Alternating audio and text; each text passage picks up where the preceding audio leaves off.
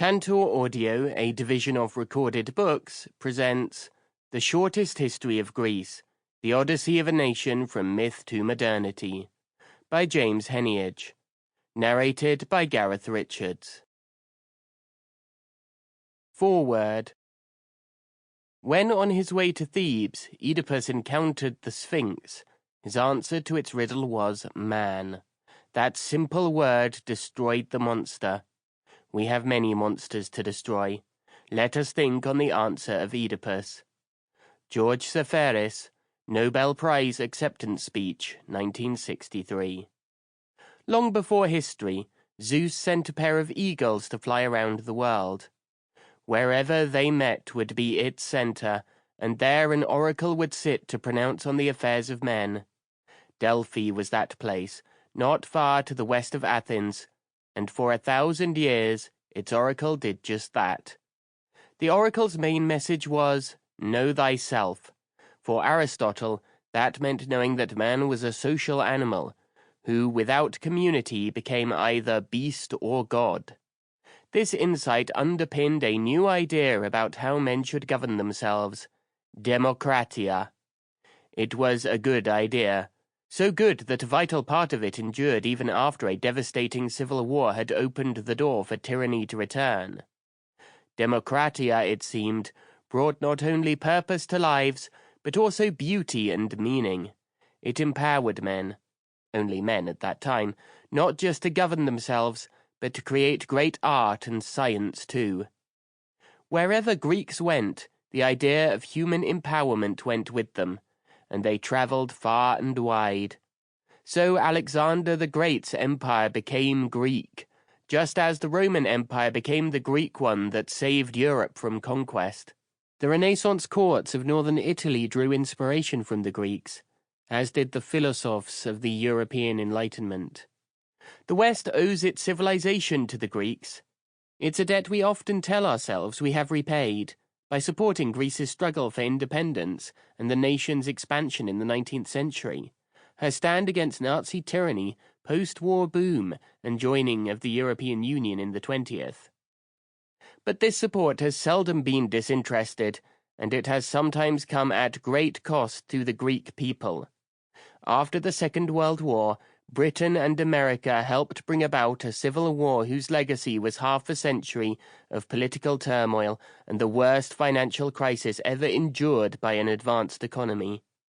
The harsh terms that were attached to Greece's rescue from that crisis suggest that Europe now considers its debt fully settled. It isn't. Over the coming decades, our democracy will be tested as never before. In its current guise, it is unlikely to survive. I have written this book because I believe that the story of the Greeks, ancient, modern, and contemporary, can help us reinvent it. Part 1. Ruling Half the World, Beginnings to 1453. The Homeric Age. These things never happened, but always are. Sallust, Roman philosopher, 4th century CE. It is 1000 BCE, and you are sitting beneath a wall made of stones only giants could have lifted. Thunder and lightning rend the night, and a bitter wind scatters sparks from the fire that warms you. You shiver and wonder, who built this wall I sit beneath? What makes the thunder? How did I learn to make this fire? To whom or what do I owe the beauty and misery of my existence? Someone sits down beside you. He is the traveling bard, and he has the answers. Through the night he will recite them in poetry that you know almost by heart.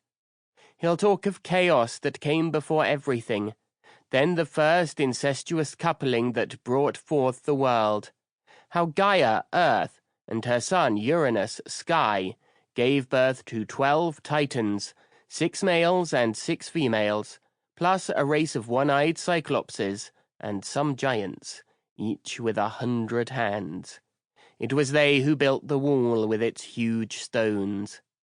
One of the titans, Cronus, rebelled against his father and castrated him, then married his own sister, Rhea, by whom he had the first generation of Greek gods. But Kronos kept eating his offspring, fearing a repeat of what he had done to his father.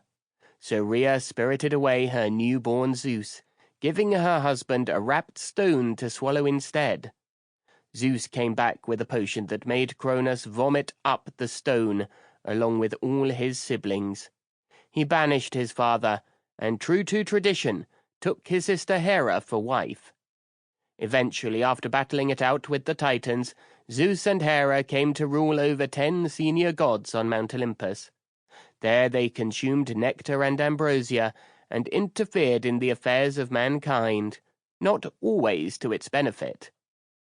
It was Prometheus, a Titan, not a god, who gave us fire. Zeus was so angry that he chained him to a rock, his liver to be daily pecked out by an eagle. Next was a time of mortal heroes. Most were men, and most had a god for parent. Perseus, Oedipus, Jason, and Theseus battled with giants, sphinxes, gorgons, and dragons to make the world safe for humans. Prometheus was eventually set free from his chains by the greatest hero of them all, Heracles. The Greeks looked to their gods to explain their world, to answer the questions posed by thunder and lightning, earthquake and drought. It was to them they gave thanks for the change of seasons and the glory of the heavens at night. The Milky Way, Galaxias for example, was splashed across the nocturnal sky when Hera pulled the enormous baby Heracles from her teat. They looked to the gods too for answers to the questions posed by being mortal, the emotions, motives, and contradictions that make us who we are. It helped that these gods were as imperfect as those they ruled over. They too loved, schemed, lusted, envied, and took their revenge. Their moral instruction was limited and practical.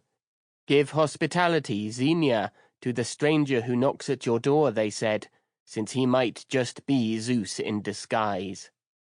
The great German scholar of Greek mythology, Walter Burkert, described myth as a traditional tale with a secondary practical reference to something of collective importance. The gods helped the Greeks to understand not just their world, but themselves. Know thyself, prescribed the oracle. It was the first step towards self-government. From myth to history.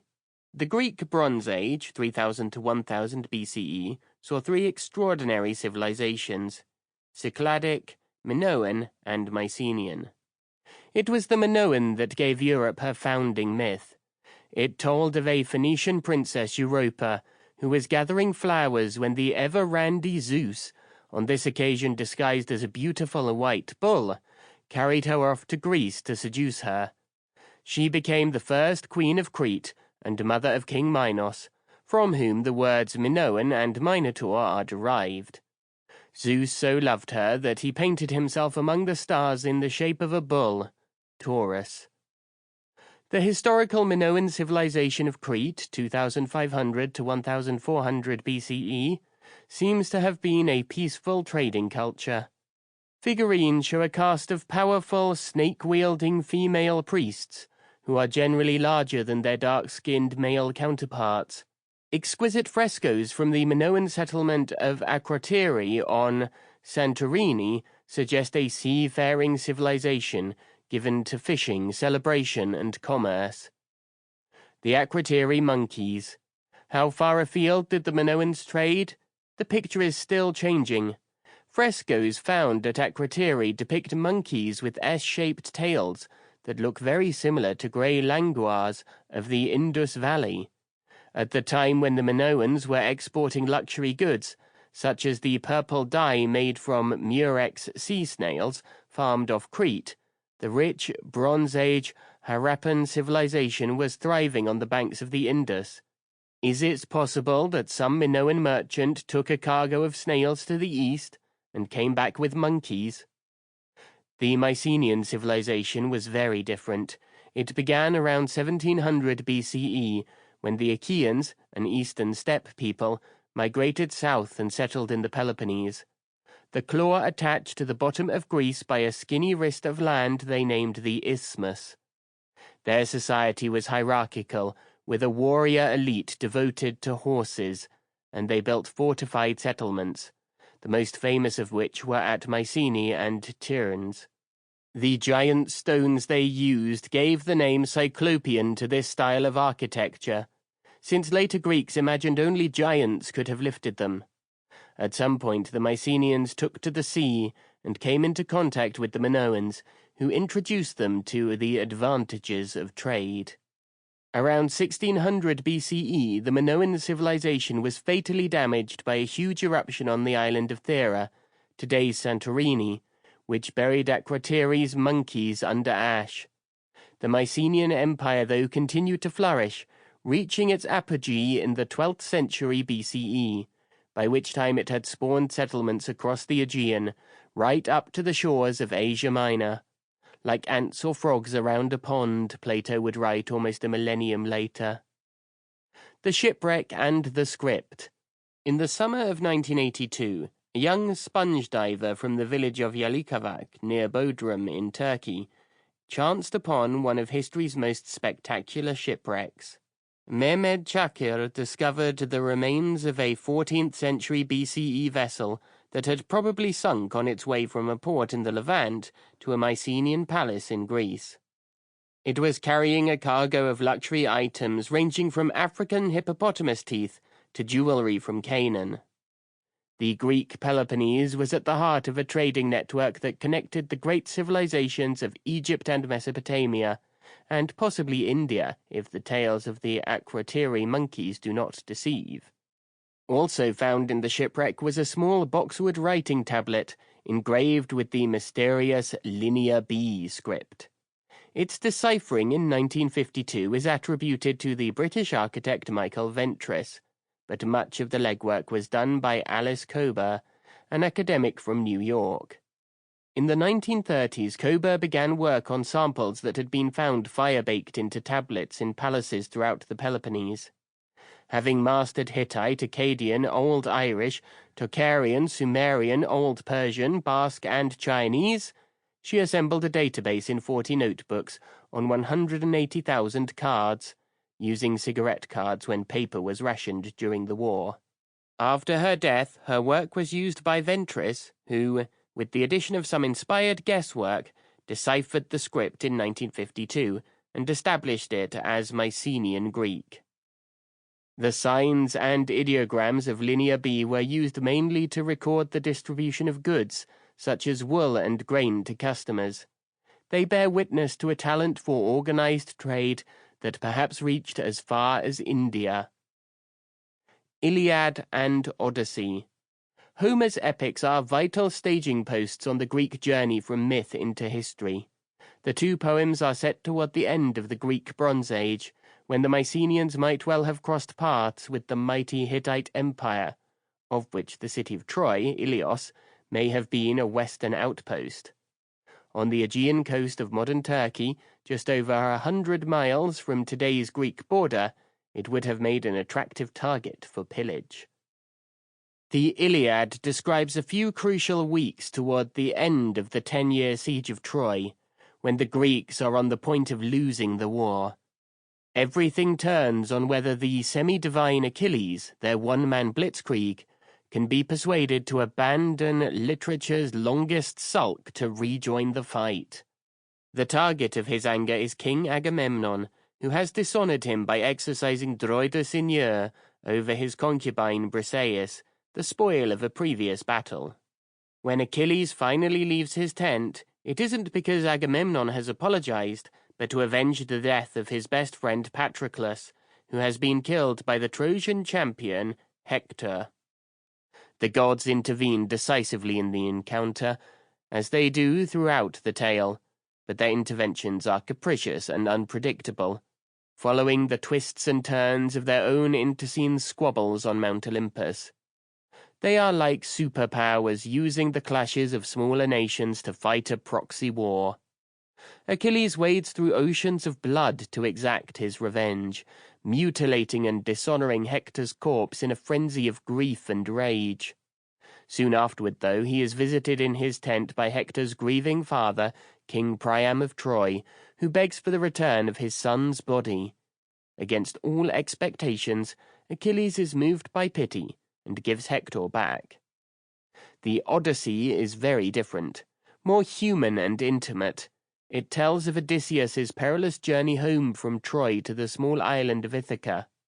He survives sea monsters, whirlpools, witches, and cannibals, and the wrath of the sea god Poseidon, only to find himself in the midst of another siege, that of his wife Penelope, by 108 rowdy suitors.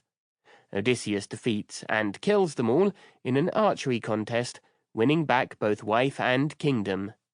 What makes these two stories so important? Millions of words have been written on this subject, but perhaps it comes down to what they have to say about a single question. Who decides our fate? The gods or us? The first word of the Iliad in Greek is wrath, minin, and many of the next 16,000 lines seem to be part of a vast hymn to rage. Yet the whole story hinges on the moment when rage dissolves into grief and pity, as Achilles allows Priam to remove his son's body and give him a proper burial. This is the moment when Achilles puts divinity behind him and embraces the business of being human, which is the business of grief and pity. At the start of the poem, he is more god than human, son of the sea goddess Thetis. By the end, he is the very mortal son of his mortal father, Peleus, and able to feel another father's grief. The age of gods is over, and the age of man can begin. In the Odyssey, composed later, humans are firmly at center stage. Events are driven by the dangerous adventures that thwart the hero's longed-for homecoming. It reflects a time when the Greeks were founding new homes across the known world, when it felt vital to define what it meant to be Greek. Whether the two poems were authored by a man called Homer or emerged from a collective folk tradition, their form was more or less fixed in the 6th century BCE. They were recited again and again at festivals and other public events, including over consecutive nights at the Olympic Games. Together they speak of the Greeks' first steps toward taking responsibility for their world. They underpin later Greek political thinking, playing a vital part in the growth of a system that put citizen participation at its very core. Milman Parry, 1902 to 1935. It was another eccentric American academic who established that Homer must have been working in an oral tradition.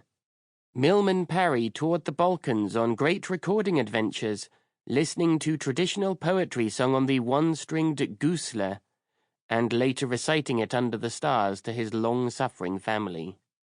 He revealed the oral poet's tricks of the trade. Stock phrases such as Eos rhododactylos, rose-fingered dawn, or Podas ocus Achilleus, swift-footed Achilles, served to keep the bard within the metrical pattern and helped his extempore composition. Parry's painstaking work also contributed to our understanding of the Iliad as something older than the Odyssey, a story reaching back to a time when the Greeks' ancestors were migrating west across the steppes, and when the horse, not the sea, was the dominant feature of their lives. Collapse. The Mycenaean civilization collapsed around 1100 BCE, to be followed by 3 centuries often called the Greek Dark Age. The cause of the breakdown could have been civil war or climate change, or a combination. Or perhaps it was the result of some attritional war, of which Troy became the mythic record. The most attractive hypothesis involves the mysterious sea peoples yet to be firmly identified, who laid waste to much of the eastern Mediterranean around that time, and may have burned down the palaces in which the baked Linear B tablets were found. The Archaic Age, 776 to 500 BCE. Growth of the polis. Into the darkness rush the Dorians, from around 1100 BCE. Where the tribe came from is anyone's guess, though Herodotus tells it was Macedonia. They poured into the Peloponnese, bypassing the Ionians, who had chosen Attica for their home.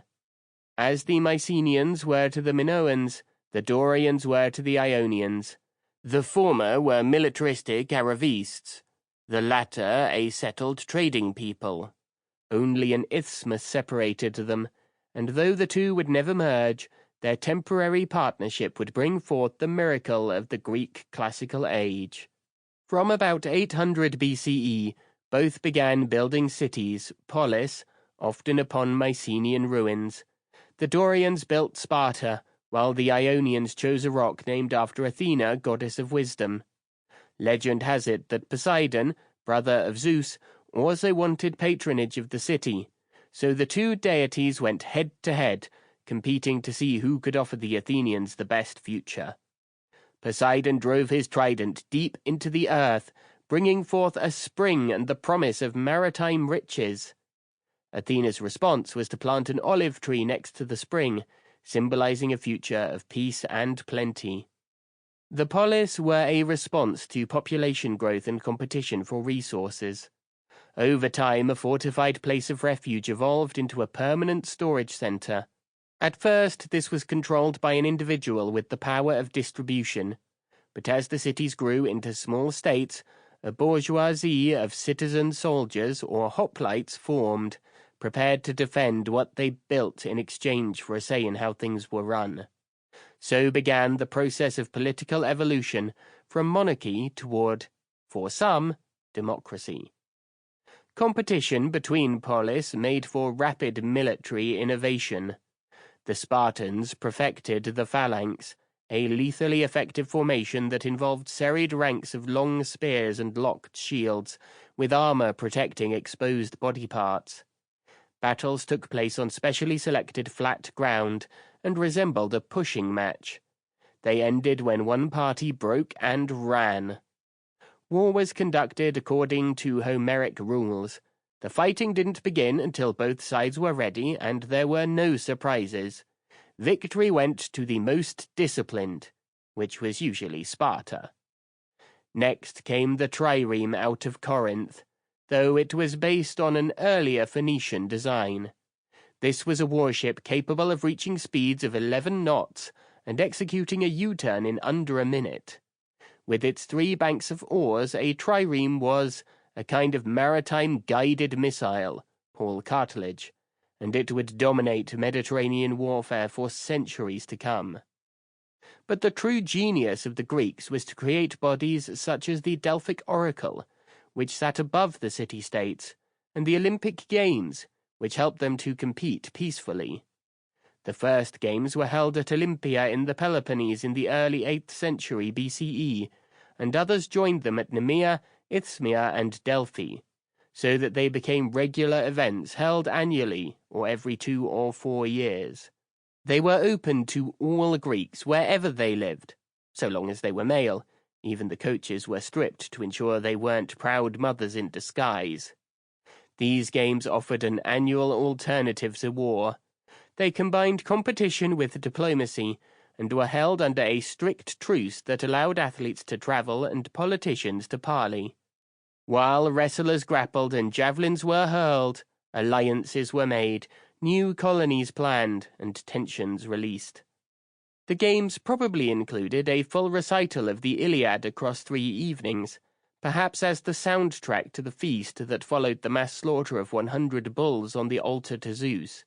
With its unmistakable message of pan-Hellenic cooperation and the disaster that would attend its breakdown, the recital would have powerfully underlined the very point of the games. Fair play, ancient and modern. The Peloponnese, literally island of Pelops, got its name from Prince Pelops of Lydia, in today's western Turkey.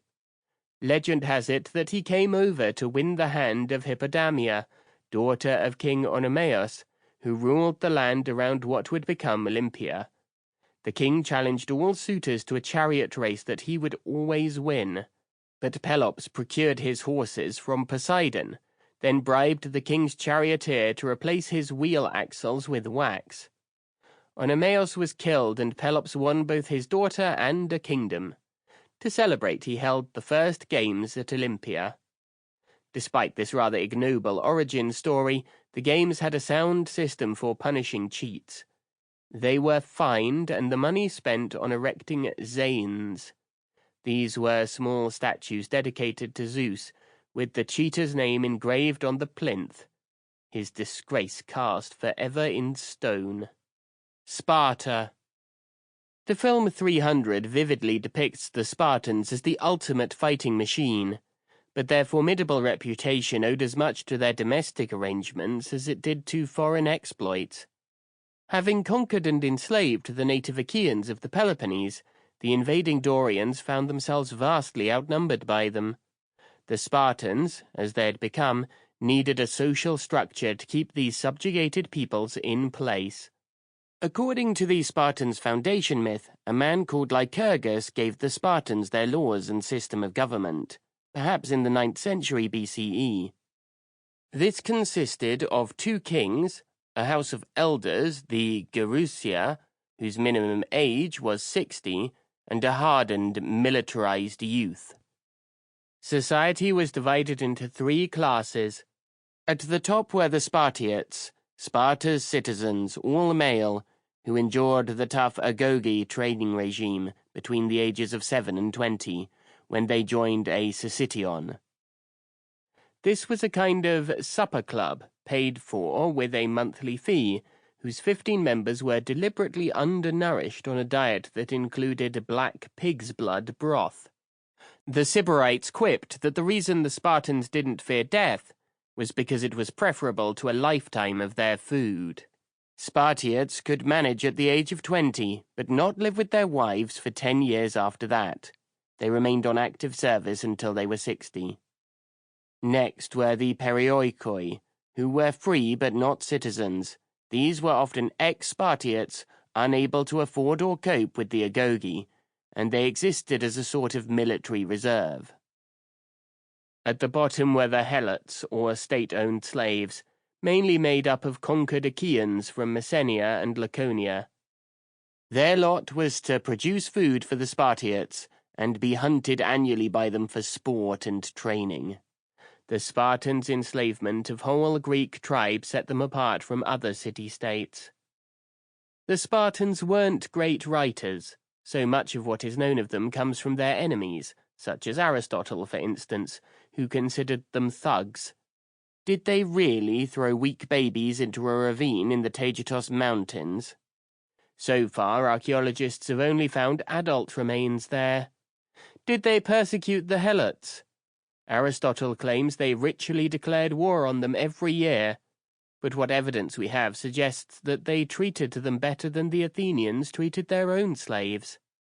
Helots were allowed to keep half of what they produced, to marry and to buy their freedom.